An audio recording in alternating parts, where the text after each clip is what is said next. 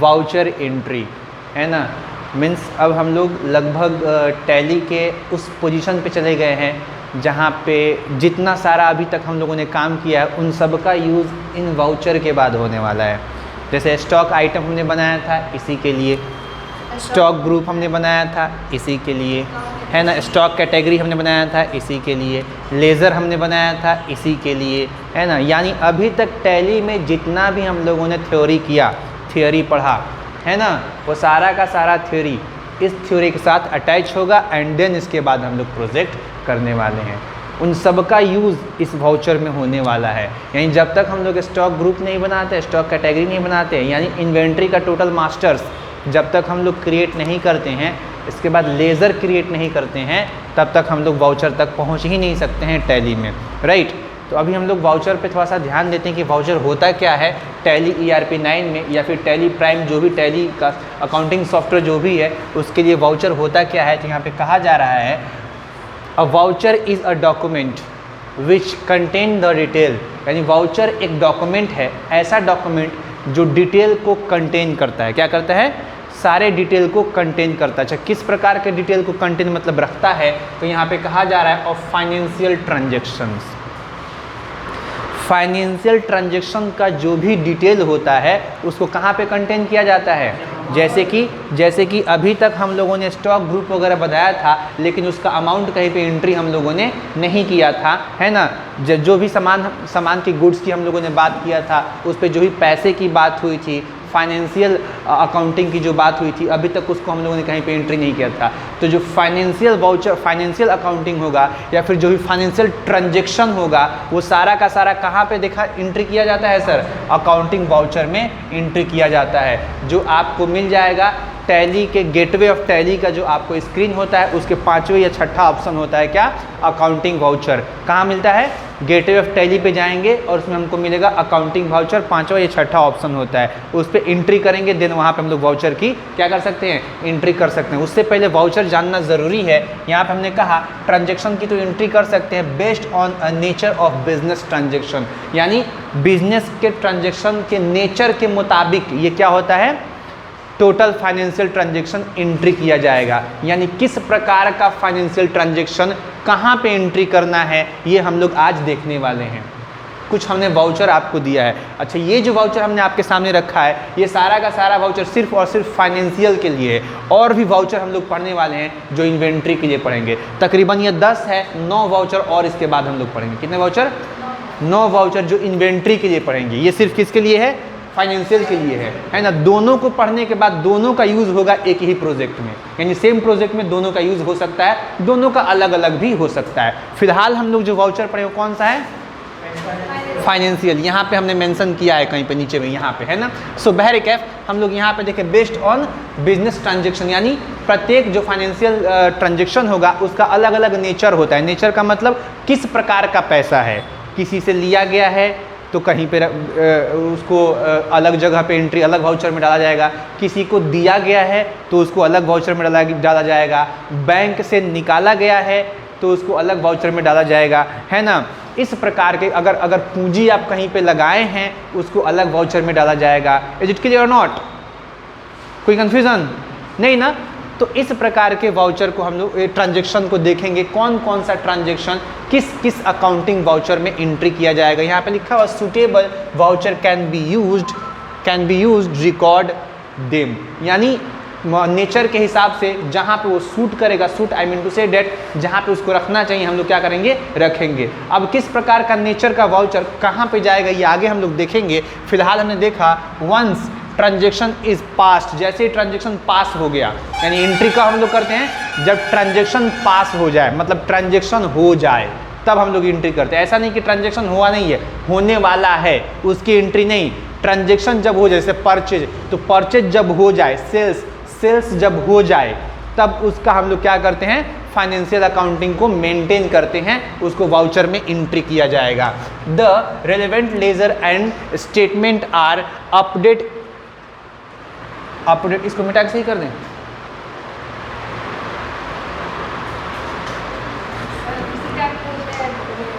अच्छा क्या ही कहिएगा, नहीं आए थे तो सामना। अच्छा आ गए। इंस्टेंटली,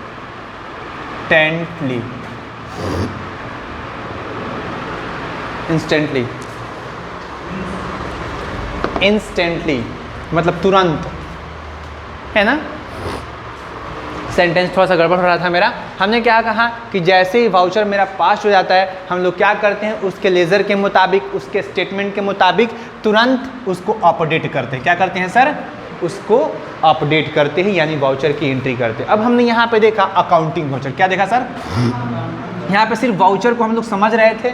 अब हमको जो टैली में ऑप्शंस मिलता है वो क्या होता है? अकाउंटिंग वाउचर का ऑप्शन मिलता है, जो गेटवे ऑफ टैली के स्क्रीन में आपको मिल जाएगा। Is it clear? यानी आपको अकाउंटिंग वाउचर की एंट्री करनी होगी तो प्रोसेस क्या होगा सर? प्रोसेस क्या होगा बोलिए तो? अकाउंटिंग वाउचर की एंट्री करनी होगी तो प्रोसेस क्या होगा? हम लोग जाएंगे gateway of GOT, gateway of Tally, and then उसके बाद हमको क्या मिलेगा? गेटवे ऑफ टैली में हमको मिलेगा accounting voucher, ACCOUNT, accounting voucher. ठीक है, यहाँ पे एंट्री करेंगे, इंटर करेंगे, ठीक है, और इंटर करेंगे तो हमारे सामने वाउचर का स्क्रीन आ जाएगा। अब उसमें कौन सा वाउचर हमको इंटर करना है, उसका की हमारे सामने होगा, शॉर्टकट की, वो की वहाँ पे प्रेस करेंगे, कीबोर्ड से डायरेक्ट वो वाउचर हमारे सामने आ जाएगा। कोई कंफ्यूजन है किसी को? नहीं ना? जैसे सब वाउचर के सामने हमने देखिए कुछ शॉर्टकट की लिखा है, और किसी मेन्यू के द्वारा कोई भी वाउचर आने वाला नहीं है। सारे के सारे वाउचर किस पे आते हैं सर? फंक्शन की के बदौलत। अब आपके कीबोर्ड में कितने फंक्शन की होते हैं? 12 नहीं होते हैं? होते हैं ना, 12 फंक्शन की होते हैं। उन 12 फंक्शन की पे सारा का सारा वाउचर क्या है? आधारित है, डिपेंड करता है। अब हम लोग आते हैं, सबसे पहला वाउचर हम लोगों ने देखा receipt, Contra, payment, journal and purchase. ये सारे वाउचर के नाम हैं, और सबके सामने आपको क्या मिल जाएगा? उसका फंक्शन की, किस फंक्शन की से कौन सा वाउचर आएगा। ये सारे वाउचर्स हैं, sales, credit note, debit note, reserving and memo. इन सब के बारे में हम लोग एक एक करके डेली पढ़ने वाले हैं, उसके एग्जाम्पल के साथ। Is it clear? उसके एग्जाम्पल के साथ। अब दूसरा, हमने यहाँ पे पहला वाउचर स्टार्ट कर दिया, वो क्या है सर? Receipt voucher. तो रिसिप्ट वाउचर, यस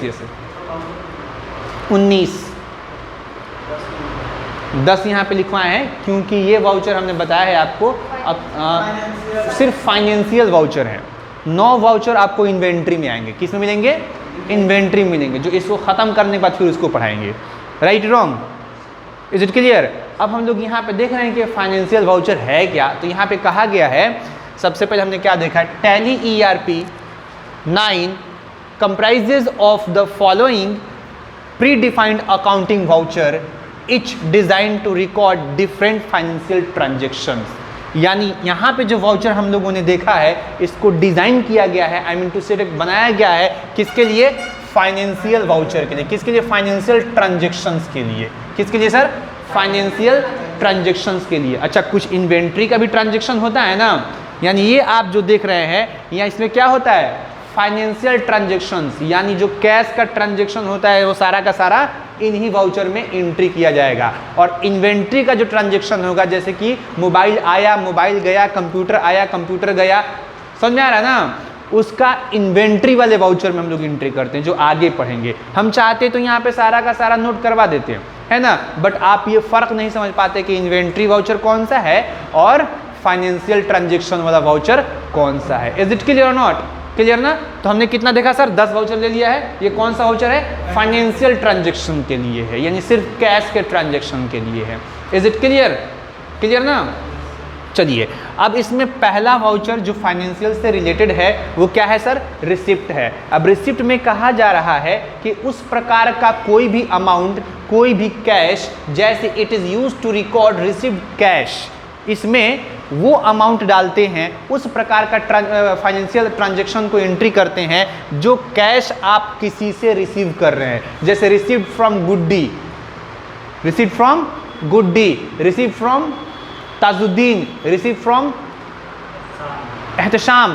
किसी से भी आप किसी भी प्रकार का अगर पैसा रिसीव कर रहे हैं उसको किस में डाल देना है? अकाउंटिंग वाउचर के किस वाउचर में? रिसिप्ट वाउचर में डालना है। किस में डालना है? रिसीट वाउचर में डालना है एक कंडीशन, आप किसी से रिसीव कर रहे हैं तो उसको किस में डालेंगे, रिसीव में डालेंगे, क्लियर। और bank on amount from customer, bank on amount from customer. अच्छा, बैंक में जो कस्टमर के सर्विस के लिए जो बैठा होता है, जो रिसीव करता है, समझ में आ रहा है? जैसे कि आप गए हो डिपॉजिट करने, तो कोई तो रिसीव कर रहा ना आपसे, तो वो किस में डालेगा जो रिसीव कर रहा है? बात एक ही हुई, किसी से भी आप रिसीव कर रहे हो किसी भी प्रकार का, या तो आप बैंक में ही क्यों ना रिसीव कर रहे हो, बैंक में जो रिसीव कर रहा है। अच्छा, जो डिपॉजिट कर रहा है बैंक में, वो दूसरा वाउचर में जाएगा, ध्यान दीजिएगा। जमा करने वाला, जैसे कि हम क्या कर रहे हैं, बैंक में डिपॉजिट कर रहे हैं, तो हम दूसरे वाउचर में डालेंगे, लेकिन जो वहां बैठा हुआ जो हमसे रिसीव कर रहा है वो किस में डालेगा? अब जो जमा कर रहा है किस में डालेगा, आगे देखेंगे हम लोग, कॉन्ट्रा में जाएगा, आगे देखेंगे हम लोग। हम यहाँ पे सिर्फ किसकी बात कर रहे हैं, आप कहीं भी हो, आप रिसीव कर रहे हो सकता है कि आप बैंक में हो तो आप कस्टमर से रिसीव कर रहे हो। आप किससे रिसीव कर रहे हो? कस्टमर से रिसीव कर रहे हो, मतलब आप जिससे भी रिसीव कर रहे हो आप किस में डाल दो। अभी यहाँ पे मैटर ही नहीं करता कहाँ से कहाँ पे ट्रांसफर किया जा रहा है ना, यहाँ पे किस चीज़ की बात हो रही है, हम कैश को बस रिसीव कर रहे हैं, चाहे कहीं से भी हम रिसीव कर रहे हैं, किस में डाल देंगे उसको, रिसीट वाउचर में डाल देंगे। Is it clear? चलिए आगे, और एक और कंडीशन, बिजनेस में लगाया हुआ कैश, बिजनेस में जो भी आप पूंजी लगाते हैं उसको भी डायरेक्ट किस में डाल दीजिएगा, रिसिप्ट वाउचर में डालना होता है। यानी कैपिटल का जितना भी पैसा होता है जिससे आपने बिजनेस को स्टार्ट किया है उसको किस में डालिएगा, रिसिप्ट वाउचर में डालिएगा। और आप जो किसी से रिसीव किए हैं उसको किस में डालिएगा, रिसिप्ट वाउचर में डालिए। दो प्रकार का अमाउंट हम लोग किस में डालते हैं सर, रिसिप्ट वाउचर में डालते हैं। Is it clear? तो यहाँ पे क्या लिखा हुआ है, RS 1000 रिसीव्ड फ्रॉम गुड्डी, गुड्डी से 1000 क्या किया गया है, रिसीव किया गया है। हम लोग जाएंगे कहाँ पे, गेटवे ऑफ टैली में, है ना, उसमें क्या मिलेगा, अकाउंटिंग वाउचर, इंटर करेंगे, उसके बाद से क्या करेंगे, प्रेस F6। जैसे ही F6 प्रेस करेंगे हमारे सामने क्या मिलेगा सर, इस प्रकार का फॉर्मेट मिल जाएगा जिसमें लिखा होगा रिसीव्ड वाउचर। क्या लिखा होगा, रिसीव्ड वाउचर, और इस प्रकार का फॉर्मेट CR और DR में मिल जाएगा। अब आपने गुड्डी से पैसा को क्या किया है, रिसीव किया है। अब आप बता दीजिए इसमें CR कौन होगा और DR कौन होगा। CR कौन होगी, गुड्डी होंगी, और DR कैश। तो यहाँ पे क्योंकि गुड्डी से रिसीव किया गया है, अब इसमें हम लोग एक्सप्लेनेशन नहीं देखेंगे क्योंकि इसको हम लोग पढ़ चुके हैं। गुड्डी CR क्यों होंगी ये हम लोग को पता है। तो एक सेंटेंस में बता दीजिए, debit the receiver, credit the giver. तो गुड्डी यहाँ पे गिवर है ना, और रिसीवर कौन है नहीं पता है, तो क्या रिसीव हो रहा है ये तो पता है ना, क्या रिसीव हो रहा है, कैश। तो कैश क्या हो गया सर, DR, और CR क्या कौन हो गया, गुड्डी। CR नहीं, यहाँ पे गुड्डी ही टाइप करना है, GUDDI, ठीक है। कोई कंफ्यूजन? चलिए यहाँ तक कोई कंफ्यूजन नहीं। अब यहाँ पे हमने एक क्वेश्चन और दे दें, इसमें एक एग्जांपल देख लिया जाए छोटा सा, है ना, क्योंकि हमने कहा कि दो प्रकार का एंट्री हम लोग करेंगे इसमें। तो एक तो रिसीव कर लिया पैसा, वो हो गया। दूसरा क्या हो जाएगा सर, इसको बना देंगे आप लोग। दूसरा हो जाएगा स्टार्ट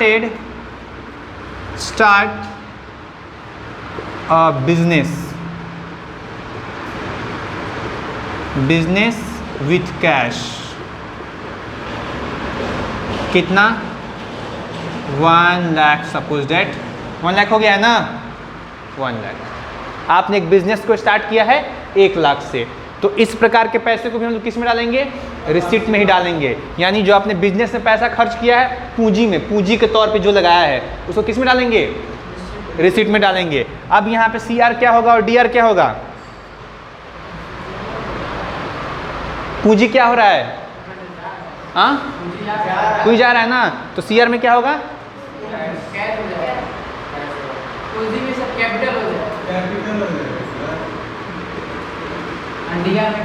DR में कैश होगा।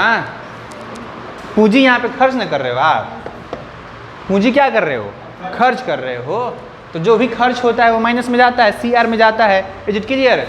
और DR में क्या जाएगा आपका, कैश हो जाएगा। सिंपल है, कोई कंफ्यूजन नहीं ना। एक वाउचर और हम लोगों ने देख लिया है, Contra voucher. Is it clear? अब जो हम समझाने की कोशिश कर रहे थे कि बैंक में गया है एक आदमी पैसा डिपॉजिट करने, क्या करने? डिपॉजिट करने। तो जो पैसा डिपॉजिट कर रहा है वो डालेगा पता है कहाँ पे? कॉन्ट्रा वाउचर में। और उस व्यक्ति से जो पैसा रिसीव कर रहा है वो डालेगा रिसिप्ट वाउचर में। आई थिंक सो क्लियर है? क्लियर है ना? अब बैंक में कौन कौन सा कॉन्ट्रा वाउचर में कौन कौन सा अमाउंट एंट्री किया जाएगा? शायद एक ही होता है, एक ही नहीं, शायद नहीं, कंफर्म एक ही होता है। वो क्या होता है? It is used to record deposit और विदड्रॉ। यानी यहाँ पे हम लोग वो ट्रांजेक्शन की एंट्री करेंगे जो हम लोग या तो डिपॉजिट कर रहे हैं या फिर विदड्रॉ कर रहे हैं किसी बैंक से, किसी बैंक से, या फिर बैंक टू बैंक हम लोग पैसे को क्या कर रहे हैं सर? ट्रांसफर कर रहे हैं। One bank to another bank में हम लोग पैसे को क्या कर रहे हैं? ट्रांसफर कर रहे हैं। Is it clear? एक बैंक से दूसरे बैंक में पैसा को ट्रांसफर आप करोगे तो उसको डाल दोगे कॉन्ट्रा में। बैंक से पैसा निकालोगे, डाल दोगे कहाँ पे? कॉन्ट्रा में। बैंक में पैसा डालोगे, डाल दोगे कहाँ पे? कॉन्ट्रा में। तो हमने यहाँ पे क्या कर दिया है? एक एग्जाम्पल आपके सामने दे दिया है। क्या है सर? RS क्या है? RS 10,000 डिपोजिट टू PNB, यानी 10,000 रुपये हमने क्या कर दिया है? PNB में जमा कर दिया है। तो यहाँ पे अब बता दो कि CR कौन होगा और DR कौन होगा? 10,000 रुपये हमने PNB को दिया है, PNB में जमा किया है। बैंक क्या हो जाएगा? DR हो जाएगा, क्योंकि बैंक DR होगा, बैंक को पैसा दिया गया।